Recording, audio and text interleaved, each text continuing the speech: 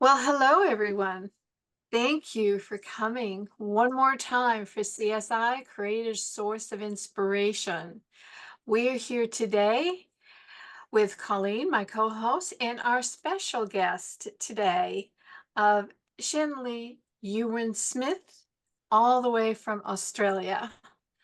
And my name is Ca'ryna Car'jan, and it is about getting uplifted. There is so much stuff going on being said out there that we forget to focus on something nice and beautiful.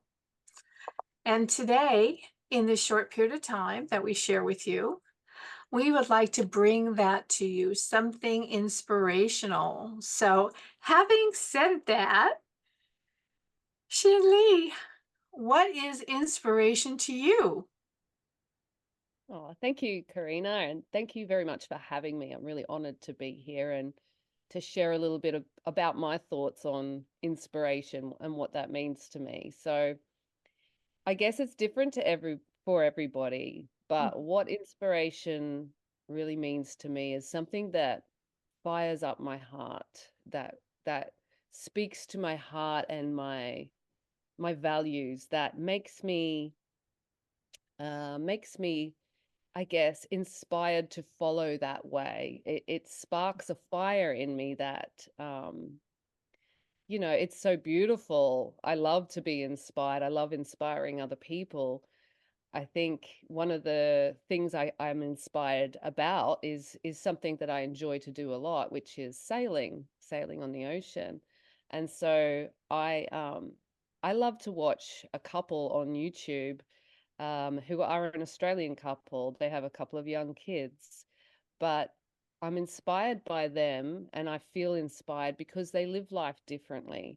And I'm inspired by things like that about people taking a stand to speak out for what they believe in or to live life differently. So I feel like society has, shaped us to how we're expected to be and show up in the world. And it's people like my sailing friends, the vagabond, who choose to live life differently. They've taken they homeschool their kids. They're sailing around Southeast Asia. They're living off nature. They've slowed down time. To me, that is what inspires me. It's that connection back to nature, having time to reflect with yourself, which in our busy lives, sometimes that gets lost. So to me, that's inspiration. It really it burns the fire within, if you like. Oh, that is beautiful. And I love that phrase that it burns the fire within. And yes, it ignites you and it enlivens you. And you can Hmm. feel that spirit want to soar. And it helps motivate you sometimes in different directions too, doesn't it? Oh, absolutely. And I guess it stems a little bit from my own personal experiences living this life. And if I may share, I think I have some time to share here. But um, 15 years ago, my husband and I and our daughter, so she was living with us on our yacht overseas in Central America. We lived this life where we literally lived on boards, catamarans, sailing Oh, yachts. wow. Yeah, and we sailed around. Our job is, I call it a job, but it's really a lifestyle, was to take people on sailing vacations for a living. And it was during a time we were working on the yachts that we owned our own yacht, and we took some time off of our work to go and fetch our yacht, which was in the Caribbean, and bring it over to Central America in Belize, where we were living. And during that time, it was just myself, my husband, and a friend. We encountered a lot of adversity, I guess. And to cut a quite a long a story short, there were a series of events that had happened. One, we got caught in quite a big storm, and this is what I love about this sort of life. It's it's being faced with the elements of nature that really test you, that Oh, make yeah. that make you feel like you're alive. Do you know what I mean? When you come out, so say you've sailed through the night in a vicious storm, which in this case we did, and we had a lot of things on the boat break, and we had like water rushing into the cockpit, and like it, the boat's on a huge angle. There were a Oh lot my of things God. going on. Like, to most people, they'd think, oh, no way, I would never want to do something like that. But for us, that being pushed, I guess, to your not to your limits, but just being pushed, being tested by the forces of nature, Oh, yeah.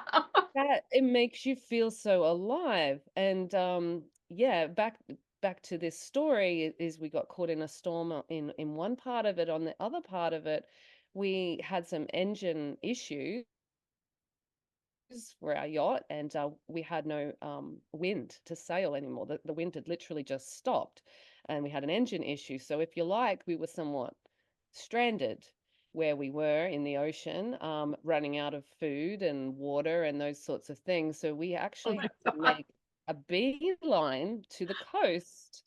And the coast at the time is a country, Haiti. You may know Mm. of it. It's one of the developing countries in the Caribbean. Um, as usual, we put down our anchor, and you always get the local people coming out in their dugout canoes, usually wanting to exchange something with you for, seafood. They would want something that you would have on board, whether it be canned food or perhaps a little bit of money, US dollars, of course. Whatever, there'd be some sort of exchange. And this was quite normal. So we had the same situation in this particular bay in Haiti. But I did notice the people on the canoes, their eyes were very different. They just looked a little bit more, they looked a little bit troubled, a little bit, I don't know, I saw something in their faces that made me a little bit wary. That night we went to sleep, and we then found, I woke actually in the middle of the night to the sound of coral reef scraping on the bottom of the boat. Went outside to investigate with a flashlight and saw that our anchor rope, which normally is pointing straight down to the seabed, was heading straight to the ocean, to the shore around. And I shone my light, I could see a coconut tree, and there was like maybe eight or so men hauling our boat by the anchor line around a coconut tree and pulling it ashore. And of course, alarm bells then. It was Oh action my station. God. This Long is an inspiring story you're sharing. This is just, I guess, this is not about an inspiring story, but this is what inspires me to get back out to this life of living on the ocean and experiencing different cultures and Okay. countries. We spent the next 3 hours up on a reef, being attacked by a village of people. It was really one of the most scariest times of our lives. We did think we were going to die that day. Luckily enough, the tide came up during the 3 hours we were being under attack, and managed to float the boat and motor on out of this bay that we were in. That's a very short version of this story. But I guess what I learned from that lesson was Oh my that God. I'm sorry. Take a never moment. assume. Take a moment here. Yeah. Wait a minute here. Okay. I can Okay. see and feel the whole thing. Holy crap. Yeah. Like, oh my God. Okay. So obviously, nothing that you could prepare for. The stress levels were off the charts. You Yes. were frightened for your life. Yes. And thank goodness, all of a sudden, the tide came in enough that you could literally escape for your lives. Because once they took the boat, you don't know what was going to happen on top of it. Well, No good exactly. intention there. Okay. No. Okay, viewers, Stay with us. Stay tuned. Want to hear the rest of this? Okay, go ahead, please. Well, I think, after we moved out of that danger zone, obviously we were shaken and angry that we were in that situation. But when I look back on it now, and this is why I'm striving and I'm inspired by people who live this life of travel, like this nomadic life, where you go and experience different cultures in the world, whether it be by land or by the ocean, and you're very much in touch with people and nature, is that I think that I learned from that everybody, sees things differently in the world. There's no really one truth. It's just your perception of the truth and the experiences that you've had in your life that shape what you believe is the truth. And so for in the beginning, although we thought these people were out to kill us, I believe they could have if they wanted to. They didn't have guns, they had machetes. There were plenty of them, but they wanted our boat. Hmm. They actually just wanted our boat. They came from such a poor country that this was an exit out of there for a new life. I mean, the next island from where we were was Cuba or Hmm. Jamaica. You could take your pick. So I'm inspired by getting back out there because I feel like sometimes we can get trapped in our little bubble, in our world, in our culture.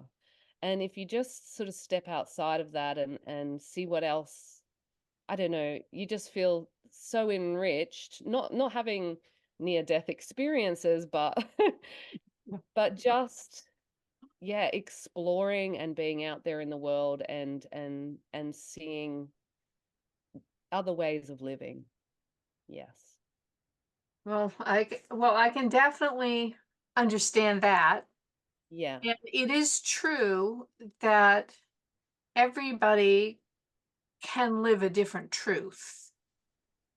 Mhm. And their truth is of what helped color their thinking and their behavior for all Mm, of us. Of course, I believe in that there is a much higher truth, the one truth, but living as humans, we do experience our truth.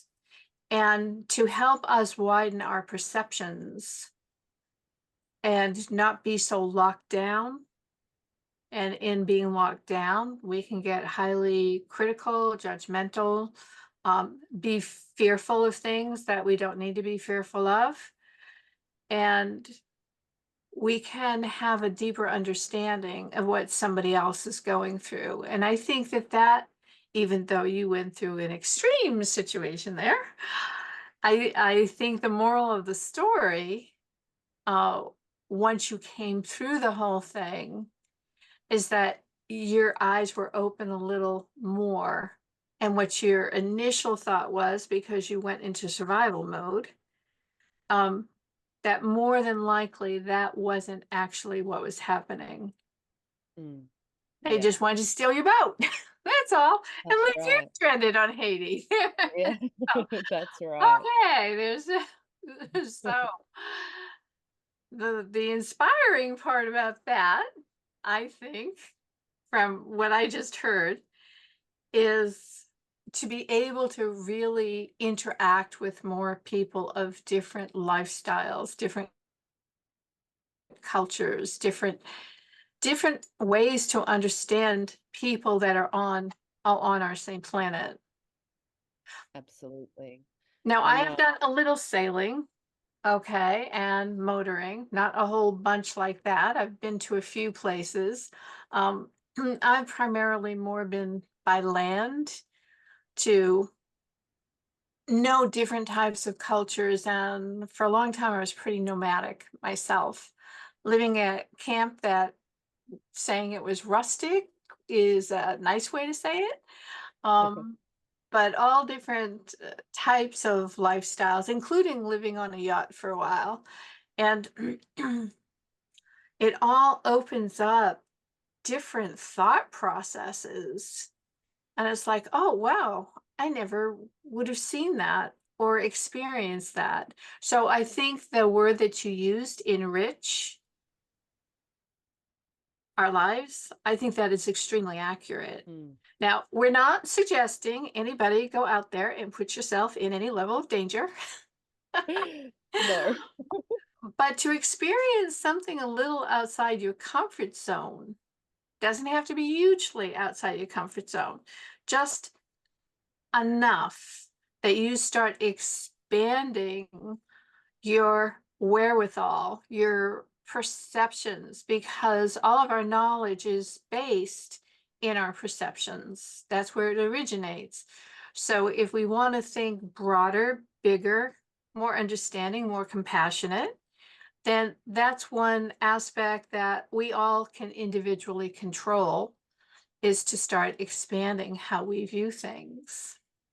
So now that Sure. you gave us a harrowed story, but with a good moral, okay, Yeah. love it. Would you like to share what is something that is uplifting and inspiring without the difficulty part to that degree of life threatening? Yes. But I loved it. I loved it. Thank Yes. you for sharing that, I must say. I thank you. I guess I find this story uplifting. There are some dark points to it, but this is the kind But of that's how stuff. things do get uplifted, really, Right. is that being Right. able to come through something. Sure. How dark are we So, talking? I'll find out. well, I mean, I'm reading a book at the moment, and I'd love to talk about that. The book I'm reading is called The Soul of Money by Lynn Twist. I'm not sure if you've read it before, but I highly recommend it. The Soul of Money, Lynn Twist. She basically is a woman who uh, does various projects around the world for ending world hunger. She's the founder of the Hunger Project. She also speaks up about women's rights and humans' rights around the world, and really kind of tries to bridge the gap between the very affluent societies and the people who are living in poverty in the Mhm, world, and talks about the relationship money has in both of these different societies. It's so interesting to read because again, it's all about our perception. And I love the chapter she talks about the whole scarcity mentality that we often find ourselves in, that there's never enough, there's never enough time, there's never enough resources, there's never enough money, there's never enough. In Whereas you can go to, and I found this on some of my travels, like for instance in developing countries like Belize in Central America, the way we were greeted when we first arrived in that country on our sailboat, these people literally, and we spent 4 years there, so I got to really befriend a lot of the locals and see and experience how they lived, which is so basic. They really have nothing. They have no government support or anything. They are the one of the most happiest cultures of people I've ever seen. Yet they have, in our eyes, nothing. No material possessions that we would find to be necessary and valuable in our life. In this story, she talks about many scenarios like this, but the one that I loved the most, and I just finished listening to a bit of it this morning, is she goes to it's a woman's a Beijing women's conference over in China. People from all over the world, women from all over the world, take a stand to be heard for what they believe in. And some of the women who came to share their stories here was just absolutely mind blowing. The one that obviously stuck in my head was a lady from Guatemala. The reason being is we also spent a lot of time when we were sailing in Guatemala and Belize, being neighboring countries. And she's a Mayan woman, and she's from a farming background, so she's wearing all of her traditional cloths, and mhm, life is very basic and very hard. She had 11 children, this woman, And her husband and her two sons had gone into hiding because the military over there takes the young boys and the fathers to, Hmm. do their business that they do. So they had gone into hiding and left the woman with her farm and her other children, and never told them where they were hiding so that she would be protected. The military came to her house one time and demanded to know where the husband and the sons were, of which she says she had no idea. The military then did some horrific things to this woman because they didn't believe her. They first started killing all of her animals, her milking cows, her pigs, her chickens, the whole lot. And Okay. then yeah, but wait for it. I mean, this is the dark part, but this is where you can feel inspired on the other side. Your face, Ca'ryna. Like I think these stories need to be heard because this is real life. I'm not saying they don't, but Yeah. this is highly unexpected. Okay, Sorry. so Yeah, here we go. I'm not a very mainstream person, as you're getting to know. Never mind. Anyhow, I mean, how this are you people feeling out there hearing this? So, well, this woman then had to endure watching her own children be killed in front of her, her remaining children from the military, because they weren't giving up, and the fact that she wasn't giving away the location of her sons and her husband. Absolutely horrific for anyone to have to go through. They actually, she was a nursing mother. They ripped her baby off her and actually cut off her breasts. Like, this is horrific stuff. So she's left with nothing. And she decided that her life and the life of her family wasn't going to be worth nothing.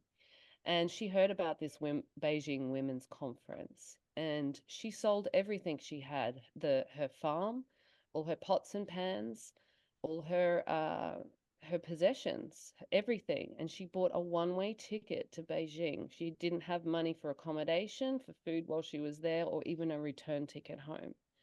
And she took a stand in front of 500 other women who had also flown from all parts of the world to speak their truth and their story, and told the world of the horrific things that these women have to endure in her country. And she did it all for the fact that to bring light and awareness, and hoping that women of more of greater means would be able to use this information to stop violence in the world, to put an end to the suffering of many other people in a similar situation to her.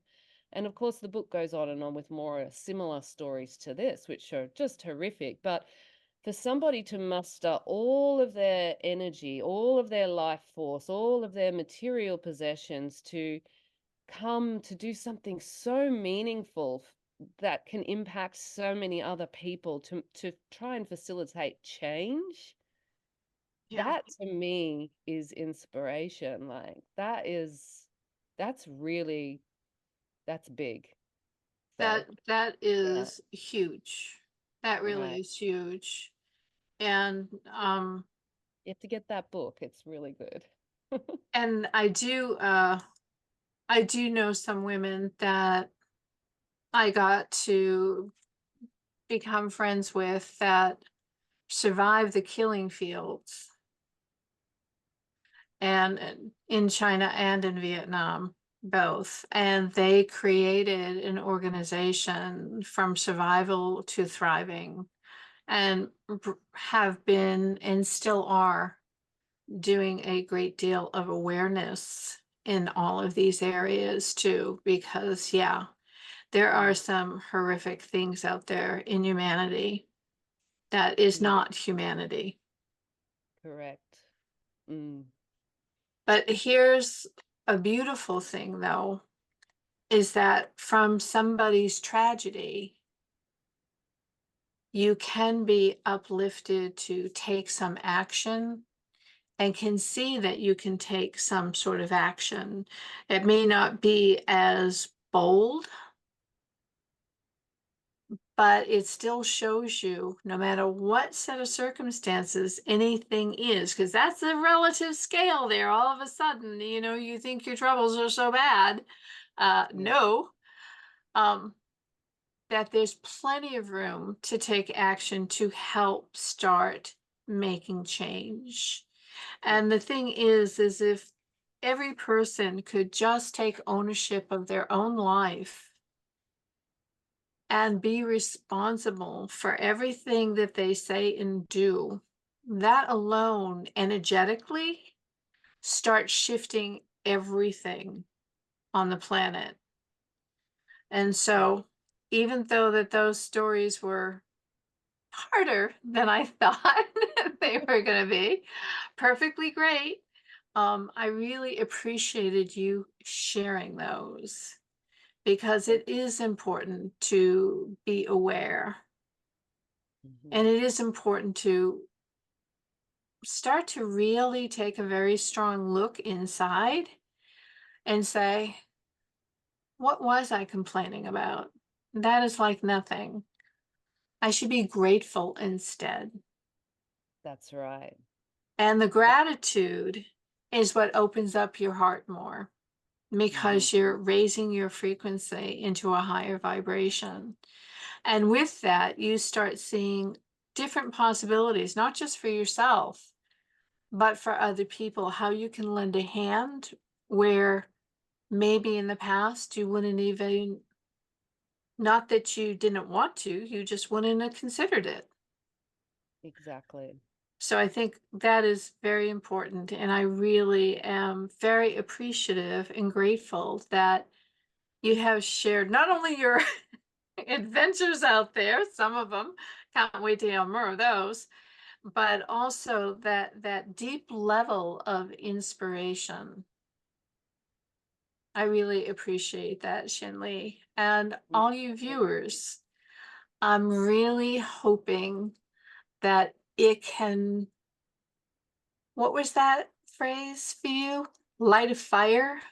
Yeah, light a fire within. I think the human spirit is so inspiring. What we Light can a achieve fire by within. mm, Absolutely. And with that, we're going to leave you with that inspiring phrase for today. So, thank you very much for coming all the way from Australia, thank you, Ca'ryna. Lee, to share your wisdom and what you've experienced. And thank you, Colleen. And I think she got frozen out there on us, but that's okay. She's still with us, smiling. That's a good thing.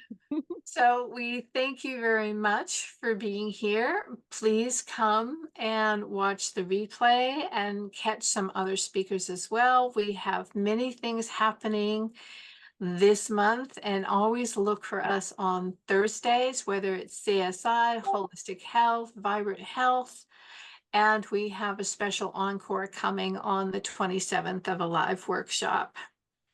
So thank you very much again for being with us. Thank you, ladies. Thank you and God bless.